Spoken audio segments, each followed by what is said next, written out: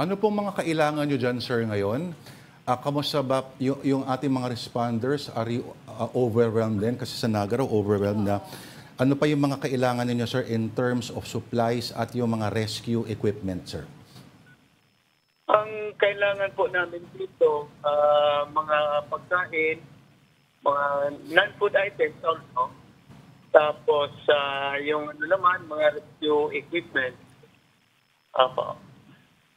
Sir, kanina no, yung una nyo nabanggit is medyo humupa na ng konti yung buhos ng ulan. But as of the moment, engineer, how many barangays are still submerged underwater? At meron po ba kayong any information about potential casualties? May nakarating po sa aming balita na allegedly may 2 casualty sa ginubatan.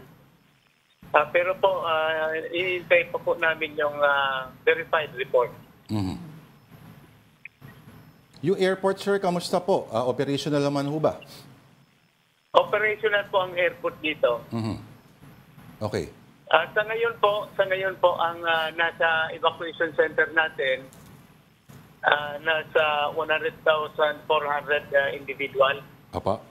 That is more or less 35,000 families.